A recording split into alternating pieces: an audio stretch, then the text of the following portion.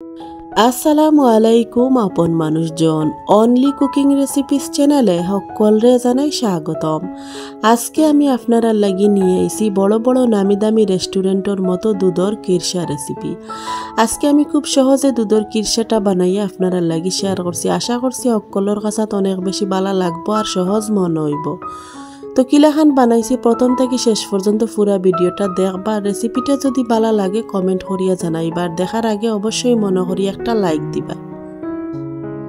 কিরসা বানাইবার লাগি চুলার উপরে আমি প্রথমে একটা বড় ফাতিল বইয়া নিছি, আর ফাতিলটা কিছুটা গরম হইয়া আইলে দিলাইরাম কেন আমি 3 টেবিল চামচ চিনি দেওয়ার পরে আমি নাড়াচাড়া করছি না। দেখবা আস্তে আস্তে চিনির মাঝে খুব সুন্দর একটা কালার আইছে। এখন আমি চামচের নিচ দিয়ে চিনিটারে আলতোভাবে একটু নাড়াচাড়া করিয়া দিলাম। পারফেক্ট ক্যারামেল বানাইতে হইলে চুলার মাঝে চিনি দেওয়ার পরে ফাতিলেও নাড়াচাড়া করা যাইতো না, না হয় চিনিটা গলি যাব, ক্যারামেলটা খুব সুন্দরভাবে হইতো না, কালারটাও সুন্দর আইতো না, আর চিনি জমি যাব। দেখো আস্তে আস্তে চিনিটা গলিয়ে আইছে। এখন আমি চামচ দিয়ে অনবরত নাড়াচাড়া করিয়া নিলাম। ভিডিওটা দেখতে দেখতে যদি লাইক দিতে ভুলি যায়, মনে করিয়া একটা লাইক দিয়ে পুরা ভিডিওটা দেখার অনুরোধ রইল। ক্যারামেল বানাইবার সময় কিন্তু তাড়াহুড়া করা যাইতো না, আর অতিরিক্ত কিন্তু বাজিয়া ফোড়ানো যাইতো না, না হয় যে জিনিস বানানি হইব এই জিনিসে যদি ক্যারামেল দেওয়া হয় ক্যারামেলের মাঝে একটা তিতা তিতা ভাব আইব, খাইতে তেমন একটা ভালো লাগতো না। আস্তে আস্তে আমার ক্যারামেলের মাঝে পারফেক্ট একটা কালার আইছে। এখন হয়তো দেখিয়া বুঝতে পাররা আমি অনবরত কিন্তু নাড়াচাড়া করিয়াও নিলাম। এখন আমি এখানে দিলাইরাম 1/2 লিটার দুধ। এক হাতে দুধ দিলাম আর অন্য হাতে আমি চামচ দিয়ে নাড়াচাড়া করিয়া নিলাম, যাতে ক্যারামেলের মাঝে বড় বড় কোনো জমাট না বাঁধে। তারপরে অনেক সময় জমাট বাঁধে, তা কোনো অসুবিধা নাই, এগুলো আস্তে আস্তে কিন্তু গলি যায়। দেখো আমার ক্যারামেলের মাঝেও অনেকটা ছোটো ছোটো দলা বাঁধছে, কোনো অসুবিধা নাই, এগুলো আস্তে আস্তে কিন্তু গলি যায়। এখন আমি দিলাইরাম আরও 1/2 লিটার দুধ। আমি এখানেও মোট 2 লিটার দুধ দিয়ে আজকের এই কিরসাটা বানাইরাম। আমি এখানেও কিন্তু খাসা দুধ দিলাম, আপনারা চাইলে জাল করা দুধও দিতে পারেন। আর আমি প্যাকেটের দুধ দিয়ে বানাইরাম এই কিরসাটা, আপনারা চাইলে খাঁটি গরুর দুধ দিয়ে বানাইতে পারেন। তবে খাঁটি গরুর দুধ অ্যাভেলেবেল অনেক সময় পাওয়া যায় না, যার কারণে আমি প্যাকেটের কিনা দুধ দিয়ে কিরসাটা বানাইয়া নিলাম। তবে পারফেক্টভাবে যদি সম্পূর্ণ রেসিপিটা ফলো করি আপনারাও বানাইন, প্যাকেটের দুধ দিয়ে বানাইলে কিন্তু স্বাদে কম হইতো না, অনেক বেশি ভালো লাগবো খাইতে, আর খুব সুন্দর একটা কালার আইব।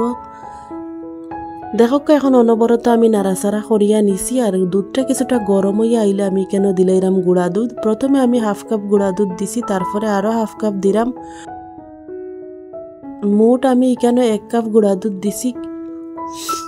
গুঁড়া দুধ দেওয়ার কারণে খুব তাড়াতাড়ি কিরসাটা ঘন হইয়া আইব। চাইলে আপনারা এখানে চাউলের গুঁড়িও আলাদা পানি দিয়ে মিক্স করিয়া দিতে পারেন ঘন হওয়ার লাগি। তবে বড় বড় রেস্টুরেন্টও তারা গুঁড়া দুধ দেয়, তারা চাউলের গুঁড়ি দেয় না। কিরসার মধ্যে পারফেক্ট একটা অরিজিনাল টেস্ট আওয়ার লাগি গুঁড়া দুধ দিতে পারেন আমার মতো। এখন মিষ্টির লাগি দিলাইরাম 1/2 কাপ চিনি। কিরসার মাঝে অতিরিক্ত কিন্তু চিনি ভালো লাগে না খাইতে, যেহেতু কিরসা তার মাঝে দুধটা জাল করিয়া কিরসা বানানি হয়। দুধ অতিরিক্ত জাল করার পরে একটা মিষ্টি বা তার মাঝে যদি অতিরিক্ত মিষ্টি দেওয়া হয় তখন কিন্তু খাইতে তেমন একটা ভালো লাগে না। দেখো আস্তে আস্তে দুধটা জাল হইয়া ঘন হইয়া, আর আমি অনবরত চামচ দিয়া নাড়াচাড়া করিয়া দিলাম। মিডিয়াম আছে কিন্তু এই দুধটা আমি জাল করিয়া নিলাম। অতিরিক্ত চুলার আঁচ বাড়াইয়া দিলে দুধটা বাইরে উতলাইয়া ফোড়ার সম্ভাবনা থাকব, আর ল আছে যদি হয় তাইলে অনেকটা সময় লাগবে এই কিরসাটা বানাইতে।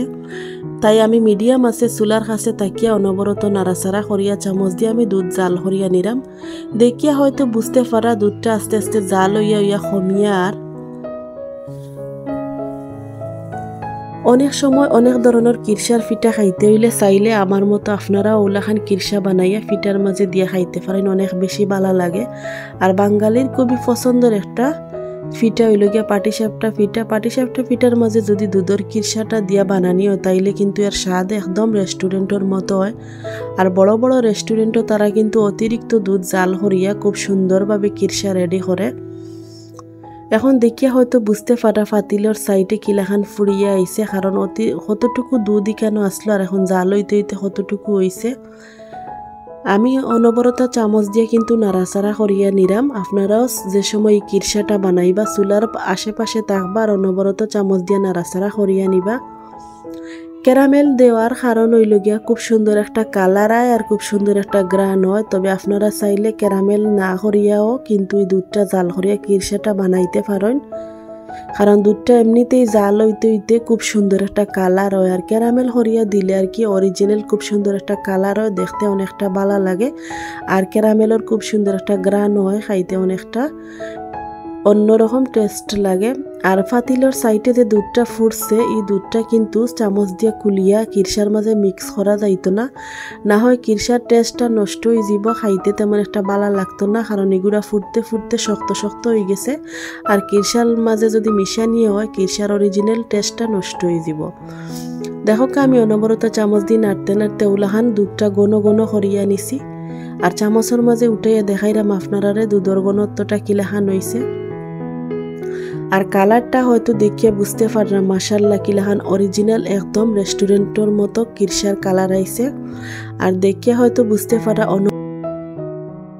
অনবরত কিন্তু কিরসাটা ফুটিয়া আইছে ঘন ঘন ভাবে। আর এখন আমি চামচ দিয়ে আবারও ঘন ঘন ভাবে খুব বালাটিকে নাড়াচাড়া করিয়া নিরাম। আর বারবার আমি চামচের মাঝে উঠাই আপনারা দেখাইলাম। দেখো কিলাহান হইছে একদম কিন্তু পারফেক্ট হয়ে গেছে, আমার কিরসাটা মোটামুটি রেডি হয়ে গেছে। আরও একটু আমি কিন্তু জাল করিয়া নিমু, তারপরে চুলাটাকে নামাইয়া যে বাটির মাঝে আমি সেট করতাম ও বাটির মাঝে গরম থাকা অবস্থায় চামচ দিয়ে আমি নিলাম, কারণ এই কাজটা গরম থাকা অবস্থায় সেট করতে হইব। আপনারা চাইলে যে কোনো খাসর বাটি অথবা বালা মানের এয়ারটাইট বক্সর মাঝে সেট করতে পারেন। আমি ওলাখান সিরামিক্সের একটা বাটির মাঝে কিরসাগুলা দিয়ে সেট করিয়া নিলাম। আর দেখিয়া হয়তো বুঝতে পারা কিলাখান সুন্দর কালার আইছে আর কত সুন্দর হইছে একদম ঘন ঘন। আমি সম্পূর্ণ কিরসা বাটির মাঝে দিয়া একদম সেট করিয়া নিমু। আর বাইরে আমি পুরাপুরি ঠান্ডা করিয়া তারপরে আমি ফ্রিজে 1 ঘন্টা রাখিয়ে আপনারা লাগি শেয়ার করলাম কিলাখান হইছে। একটু হাত দিয়ে আমি নাড়াচাড়া করিয়া দেখাইলাম, দেখুন কিরসাটার কি অবস্থা, কিরসাটা কিলাখান হইছে। এখন আমি 1 ঘন্টার লাগি নর্মাল ফ্রিজে রাখবো বাইরে ঠান্ডা করিয়া। দেখো 1 ঘন্টা পরে আপনারা লাগি শেয়ার করলাম কিলাখান হইছে। একদম পারফেক্ট ভাবে কিরসাটা সেট হয়ে গেছে। আর আমি বাটিটা নাড়াচাড়া করি আপনারা দেখাইলাম, দেখো অনেকটা নাড়াচাড়া করলাম কিন্তু কিরসাটা সেট হয়ে আছে। এখন আমি বাটিটা একটু উল্টাইয়া আপনারা দেখাইলাম, দেখুন অনেক নাড়াচাড়া করলাম তারপরে কিরসাটা কিন্তু খুব সুন্দরভাবে সেট হয়ে আইছে পারফেক্ট ভাবে।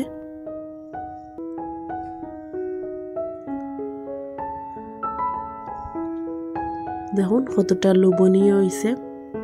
উপরে একটু হাত দিয়ে আমি চাপ দিয়ে দেখাইলাম, দেখুন কিলাহান পারফেক্ট ভাবে হইছে। এখন একটা চামচ দিয়ে আমি আপনারা খাটিয়ে কিরসাটার ভিতরটাও দেখাইলাম, দেখুন চামচ দিয়ে কাটার সময় কিলাখান লাগে একদম দোকানের মতো পারফেক্ট ভাবে হইছে। আর দেখিয়া মনে হয় যেন মিষ্টি দই। দেখুন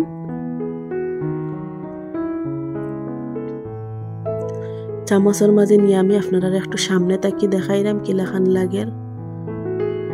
এখন একটা ছোট প্লেটের মাঝে নিয়ে দেখাইলাম আপনারা কিলাখান হইছে। আপনারা চাইলে উলাখান বাসা বাড়িত কিরসাটা বানাইয়া খাইতে পারেন।